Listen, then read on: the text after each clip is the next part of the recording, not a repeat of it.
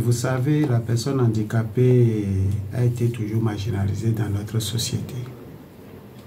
La personne handicapée n'est pas prise pour les besoins de ses droits.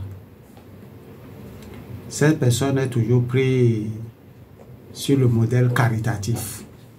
Restez là, on va vous aider. Ensuite, le modèle médical. Le handicap, c'est une maladie, on n'a qu'à les soigner.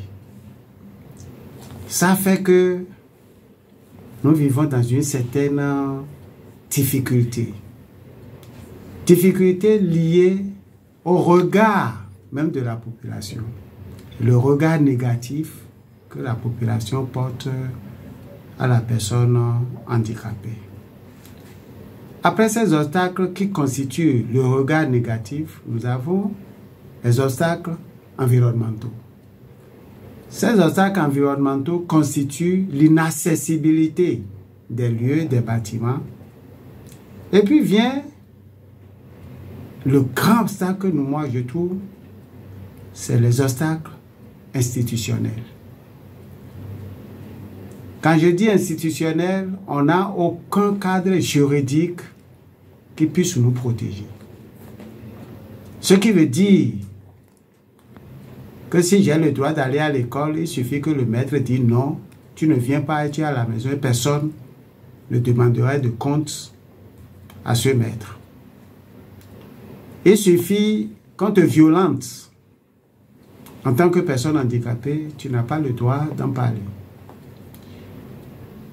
Tu veux aller au même concours que les autres. On dit, tu es personne handicapée, déjà, les tests discriminatoires sont mis en place. Ayant les mêmes diplômes que les autres, vous ne pouvez pas accéder à un emploi comme les autres, du seul fait de votre handicap. Et il y a aussi les obstacles communicationnels. Je suis personne handicapée auditive, je ne peux pas communiquer avec les autres. La radio a parlé, je ne sais pas de quoi il parle.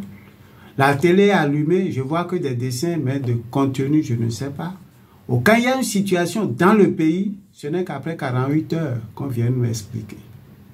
Et tous ces obstacles ont fait que les personnes handicapées ont dit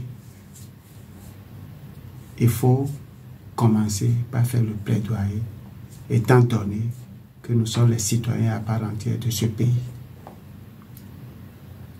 Mais la convention, je dis la convention, la constitution de notre pays, quelque part, dit qu'elle protège les personnes handicapées. Ensuite, nous avons eu la convention relative aux droits des personnes handicapées. Et puis, la lutte aidant, nous avons eu la loi portant protection et promotion des droits des personnes handicapées en République du Bénin. Ce qui veut dire quoi? Avant la prise de ces décrets d'application, les personnes handicapées vivent dans une certaine précarité, dans une certaine difficulté. Et si j'ai devant moi un cadre de l'État, il va dire non, on fait beaucoup pour vous et vous dites qu'il n'y a rien. C'est vrai. Qu'on fait, mais c'est insuffisant. Lorsque la population des personnes handicapées est constituée de 100 personnes et que vous faites seulement pour 10 personnes, permettez-moi de dire que rien n'est fait. Et c'est dans ce sens que nous on parle, parce qu'il y a quand même des choses qui se mettent en place, mais on peut dire que c'est insuffisant.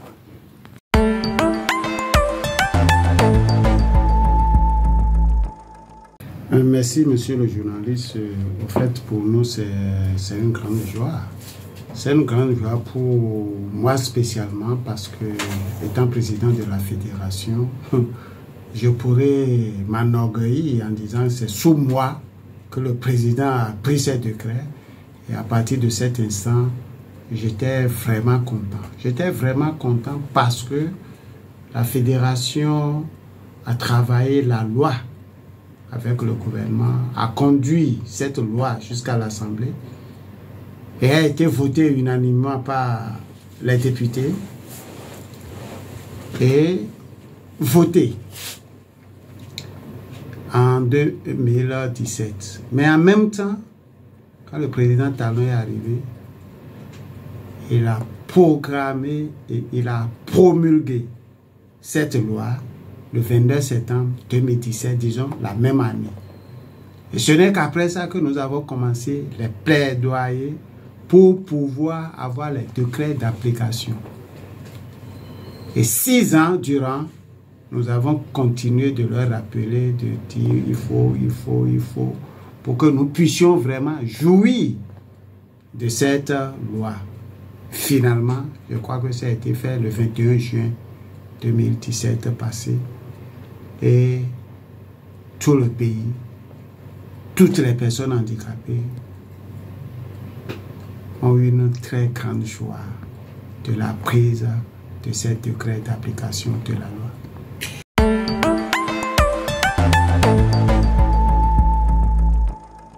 Je tiens à dire merci à notre excellent président Talon qui a vraiment su faire ce qu'il faut en temps réel.